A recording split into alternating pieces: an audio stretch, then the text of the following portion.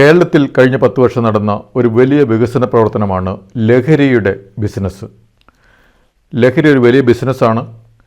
അപ്പോൾ നമ്മൾ ഇടയ്ക്കിടയ്ക്ക് കാണാറുണ്ട് പത്രത്തിൽ, MDMAയുമായിട്ട് ആളെ അവിടെ പിടിച്ചു, ഇവിടെ പിടിച്ചു, അല്ലെങ്കിൽ തായ്ലൻഡിൽ നിന്ന് കൊണ്ടുവന്ന ഗഞ്ചാവുമായിട്ട് പിടിച്ചു, ഇല്ലെങ്കിൽ ഹാഷിഷ്, ഹീറോയിൻ എന്നൊക്കെ പറഞ്ഞ് അങ്ങനെ പലവിധ ലഹരി പദാർത്ഥങ്ങളുമായിട്ട് ഇടയ്ക്ക് പിടിക്കുന്നതിനെ പറ്റി നമ്മൾ പത്രത്തിൽ വായിക്കാറുണ്ട്. പക്ഷേ ഈ പിടിക്കുന്നവർ അതിൻ്റെ ഒരു കണ്ണിയാണ്.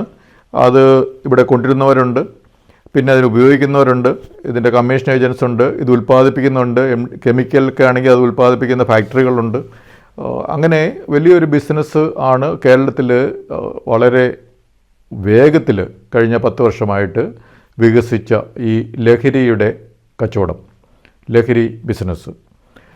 അപ്പോൾ ഈ ലഹരി ബിസിനസ് ഇത്രയും വികസിക്കണമെങ്കിൽ നമ്മുടെ ഇവിടെ ഉപയോഗിക്കുന്നവരാണുള്ളത്. ഉൽപ്പാദനം വേറെ എവിടെയെങ്കിലും തായ്ലൻഡിലാകാം, അല്ലെ വേറെ എവിടെയെങ്കിലും സ്ഥലങ്ങളിലാകാം, ബാംഗ്ലൂരാകാം, കെമിക്കലുകൾ മറ്റു രാജ്യങ്ങളിലാകാം. അപ്പോൾ അത് ഇവിടെ വരുന്നത് ട്രെയിൻ വഴി വരുന്നുണ്ട്, ബസ് വഴി വരുന്നുണ്ട്, കാർ വഴി വരുന്നുണ്ട്, ഫ്ലൈറ്റ് വഴി വരുന്നുണ്ട്. ഇത് മാത്രമല്ല, നമുക്ക് അടുത്ത കാലത്ത് 2 അന്താരാഷ്ട്ര കണ്ടെയ്നർ ട്രാൻസ്ഷിപ്മെൻറ്റ് ടെർമിനലുകൾ കേരളത്തിലുണ്ട്. അത് രണ്ടും സ്വകാര്യ മേഖലയിലാണ്. ഒന്ന് ദുബായ് പോർട്ട് വേൾഡ് നടത്തുന്ന കൊച്ചിയിലെയും പിന്നെ അഡാനി നടത്തുന്ന തിരുവനന്തപുരത്തെയും. അപ്പോൾ ഇത് സ്വകാര്യ മേഖലയിലുള്ള, സ്വകാര്യ മാനേജ്മെൻറ്റിലുള്ള 2 അന്താരാഷ്ട്ര കണ്ടെയ്നർ ടെർമിനലുള്ളപ്പോൾ അതുവഴി വരാം. പിന്നെ നമുക്ക് മത്സ്യബന്ധന തുറമുഖങ്ങൾ കുറേയധികമുണ്ട്, അതുവഴി വരാം. ഫിഷിംഗ് ബോട്ടുകൾ ഇഷ്ടംപോലെ വരികയും പോവുകയും ചെയ്യുന്നു. അവിടെയൊക്കെ പല സംസ്ഥാനങ്ങളിലെ തൊഴിലാളികളൊക്കെയാണ് ജോലിയെടുക്കുന്നത്. ബോട്ടുകളുടെ ഉടമസ്ഥരും പലയിടത്തു നിന്നുള്ളവരാണ്. ഇത് മാത്രമല്ല, 220ഓളം ലാൻഡിംഗ് സെൻറ്റേഴ്സും നമ്മുടെ 600ഓളം കിലോമീറ്ററുള്ള തീരപ്രദേശത്ത്, കേരളത്തിൻ്റെ തീരപ്രദേശത്തുണ്ട്. അപ്പോൾ അതുവഴിയും ഈ ലഹരി ഇങ്ങോട്ട് വരാം. അപ്പോൾ കേരളത്തിൽ കഴിഞ്ഞ 10 വർഷമായിട്ട് ലഹരി ബിസിനസ് ഇങ്ങനെ ഭയങ്കരമായിട്ട് വികസിച്ചു. അത് വരുന്ന വഴികളും പലവിധ വഴികളിൽ കൂടി വരുന്നു.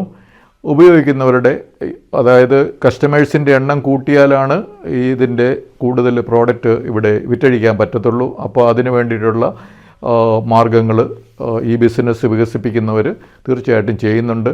അതിന് എല്ലാവരുടെയും പിന്തുണയും അവർ നേടിയിട്ടുണ്ട്. അത് ഭരിക്കുന്നവരുടെയും പ്രതിപക്ഷത്തുള്ളവരുടെയും ഒക്കെ പിന്തുണ തീർച്ചയായിട്ടും നേടിയാൽ മാത്രമല്ല ഒരു ബിസിനസ് കേരളത്തിൽ നല്ല രീതിയിൽ വികസിപ്പിച്ച് മുന്നോട്ട് കൊണ്ടുപോകാൻ പറ്റുകയുള്ളൂ.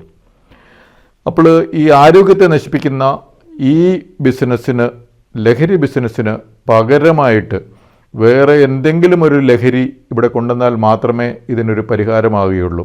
അല്ലാതെ ഇത് ബോധവൽക്കരണം നടത്തി ഇത് അവസാനിപ്പിക്കാമെന്ന് വിചാരിച്ചാൽ അവസാനിക്കുന്നത്. കാരണം ഇതൊരു വലിയ ബിസിനസ്സാണ്. അപ്പോൾ ആരോഗ്യകരമായ ലഹരി ബിസിനസ് എന്തൊക്കെ നമുക്ക് കേരളത്തിൽ വികസിപ്പിക്കാൻ പറ്റും? തീർച്ചയായിട്ടും കുറേയധികം കാര്യങ്ങളുണ്ട്. ഒന്ന്, കായിക മേഖലയിലുള്ള ഒരു ലഹരികൾ വളർത്തുക എന്നുള്ളതാണ്. കഴിഞ്ഞ ദിവസം തൃശ്ശൂർ ഒരു ക്രിക്കറ്റ് ക്ലബ്ബ് നടത്തുന്ന ഒരാൾ പറഞ്ഞു, എൻ്റെ ലഹരി ഇപ്പോൾ ക്രിക്കറ്റാണ് എന്നുള്ളത്. നല്ലൊരു കാര്യമാണ്. അത് അദ്ദേഹത്തിൽ നിന്നാണ് ഞാൻ ഈ ആരോഗ്യകരമായ ലഹരി എന്നുള്ള ഒരു കാര്യം വന്നത്. അപ്പം ക്രിക്കറ്റ് ക്ലബ്ബുകൾ, അവിടെ ക്രിക്കറ്റ് കളിക്കാൻ പോവുക. അപ്പോൾ പലരും ഇപ്പോൾ ക്രിക്കറ്റ് ക്ലബ്ബുകൾ അവിടെ ഫോം ചെയ്യുന്നുണ്ട്, ചെറിയ ചെറിയ ക്രിക്കറ്റ് ക്ലബ്ബുകൾ. അപ്പോൾ അതിൽ ചില 30 പേരുണ്ടാകാം, അല്ലെങ്കിൽ 25 പേരുണ്ടാകാം, ചിലപ്പോൾ ചില കോളനികളിലെ പിള്ളേരെ ഒക്കെ ചേർത്തിട്ടാണ്. അപ്പോൾ അങ്ങനെ എല്ലാ ദിവസവും പറ്റുമെങ്കിൽ കളിക്കുക, അങ്ങനെ ഒരു ക്രിക്കറ്റ് ലഹരി. അതുപോലെ ചൂണ്ടയിടാൻ പോകുന്നവരുണ്ട്. തൃശ്ശൂരാണെങ്കിൽ അവിടെ ഇവിടെയൊക്കെ ചൂണ്ട ഇടുന്നവർ കുറേയധികം ആളുകളുണ്ട്. കാരണം വെള്ളം, കോൾനിലകളും മറ്റും അതുപോലെ കനാലുകളും ഒക്കെ ചുറ്റും ഉള്ളത് കൊണ്ട് ചൂണ്ടയിടാൻ പോകുന്നവർ കുറേയധികമുണ്ട്. പിന്നെ പല വിധത്തിലുള്ള കായിക കാര്യങ്ങൾ ചെയ്യാൻ പറ്റുന്ന ഒരു നഗരമാണ് തൃശ്ശൂർ. നീന്താൻ പറ്റും, കാരണം അവിടെ കനാലുകളുണ്ട്, അതുപോലെ കുറേയധികം കുളങ്ങളുണ്ട്.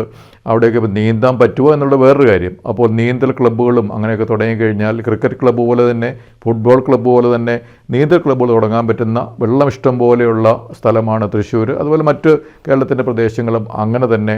അതുപോലെ ചെസ്സിൻ്റെ ക്ലബ്ബുകൾ തുടങ്ങാം. തൃശ്ശൂർ ലാലൂർ എന്ന് പറയുന്ന സ്ഥലത്ത് ഒരു ഇൻഡോർ സ്റ്റേഡിയം പണിതിട്ടിട്ടുണ്ട്. പക്ഷേ അത് നാട്ടുകാർക്ക് എല്ലാവർക്കും ഉപയോഗിക്കാൻ വേണ്ടി ഇതുവരെ തുറന്നു കൊടുത്തിട്ടില്ല. പണ്ട് എറണാകുളത്ത് കടവന്ത്രയിൽ ഇതുപോലെ ഒരു ഇൻഡോർ സ്റ്റേഡിയം ഉണ്ട്, ഞാനതിൻ്റെ പ്രസിഡൻ്റായിരുന്നു.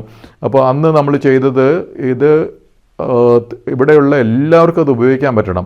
സ്കൂളിൽ പോകുന്ന കുട്ടികൾക്കും വീട്ടിലിരിക്കുന്നവർക്കും അമ്മമാർക്കും എല്ലാ വിധത്തിലുള്ള പ്രൊഫഷണലുകൾക്കും പണമുള്ളവർക്കും ഇല്ലാത്തവർക്കും ഒക്കെ ഉപയോഗിക്കാനുള്ള ഒരു കോമൺ ഫെസിലിറ്റി ആയിട്ട് ഈ ഇൻഡോർ സ്റ്റേഡിയത്തിനെ വളർത്തണമെന്ന് എറണാകുളത്ത് കടവന്ത്രയിൽ അങ്ങനെ ഇൻഡോർ സ്റ്റേഡിയം അങ്ങനെയാണ്, എല്ലാ നാട്ടുകാർക്കും അത് ഉപയോഗിക്കാൻ തുറന്നു കൊടുത്തിരിക്കുകയാണ്. അതുപോലെ തൃശ്ശൂരുള്ള ലാലൂരുള്ള ഇപ്പോഴത്തെ സ്റ്റേഡിയം അടഞ്ഞു കിടക്കുകയാണ്. അത് ഉദ്ഘാടനം നടത്തിയ ശേഷം എന്തിനാണ് അടച്ചിട്ടിരിക്കുന്നത്? അപ്പോൾ അത് എല്ലാവർക്കും തുറന്നു കൊടുത്തു കഴിഞ്ഞാൽ എല്ലാവരും ഉപയോഗിക്കട്ടെ. അങ്ങനെ ഉപയോഗിച്ചു കഴിഞ്ഞാൽ തീർച്ചയായിട്ടും ആരോഗ്യകരമായ ലഹരികൾ, അതായത് പല പല കളികളിലേക്ക് ഏർപ്പെടാൻ മനുഷ്യർക്ക് പറ്റും. അതുപോലെ അവിടുത്തെ സ്കൂളുകളിലും കോളേജുകളിലുമൊക്കെ കളിസ്ഥലങ്ങളുണ്ട്. അതും ഈ കോളേജും സ്കൂളും ഒക്കെ അടച്ച ശേഷം വൈകുന്നേരം ആയിക്കഴിഞ്ഞാൽ മനുഷ്യർക്ക് തുറന്നു കൊടുക്കാമല്ലോ. രാവിലെ തുറന്നു കൊടുക്കാൻ പറ്റും ഉള്ള സ്റ്റേഡിയങ്ങളും കളിസ്ഥലങ്ങളും ഒക്കെ. അപ്പോൾ നാട്ടുകാർ അവർക്ക് നടക്കാനോ അല്ലെങ്കിൽ എന്തെങ്കിലും കളിക്കാനോ, ഫുട്ബോൾ കളിക്കാനോ അല്ലെങ്കിൽ ഹോക്കി കളിക്കാനോ ക്രിക്കറ്റ് കളിക്കാനോ ഒക്കെ ഇഷ്ടംപോലെ സൗകര്യങ്ങൾ നഗരത്തിലുണ്ട്. അത് തുറന്നു കൊടുത്തു കഴിഞ്ഞാൽ പറ്റും. അങ്ങനെ ആരോഗ്യകരമായ ലഹരികൾ, സൈക്ലിങ്ങിനുള്ള ക്ലബ്ബുകൾ, നീന്താനുള്ള ക്ലബ്ബുകൾ, ചെസ്സിനുള്ള ക്ലബ്ബുകൾ, ബാഡ്മിൻ്റൻ്റെ കാര്യങ്ങൾ, ട്രെക്കിങ്ങിന് പോകുന്നതിൻ്റെ കാര്യങ്ങൾ. അപ്പോൾ ഇതെല്ലാം വികസിപ്പിച്ചു കഴിഞ്ഞാൽ ഈ നഗരത്തിൽ തീർച്ചയായിട്ടും മറ്റു ലഹരി, അതായത് ആരോഗ്യം നശിപ്പിക്കുന്ന MDMA പോലെയുള്ള അതെല്ലാം അക്രമത്തിലേക്കും വഴിതെളിക്കുന്ന ലഹരികളാണ്. അതിന് പകരം സമാധാനത്തിലേക്ക്, അതുപോലെ ആരോഗ്യം വളർത്തുന്ന ലഹരികളിലേക്ക് നമ്മുടെ യുവാക്കളെയും മറ്റുള്ളവരെയും ഒക്കെ വളർത്താൻ ഉള്ള സൗകര്യങ്ങൾ ഇന്നുണ്ട്. അതിനുള്ള ഒരു നേതൃത്വം, അതിനുള്ള ഒരു ദിശാബോധം, അതിനുള്ളൊരു പ്രചരണം ആണ് നമുക്ക് ഇവിടെ നടത്തേണ്ടത്.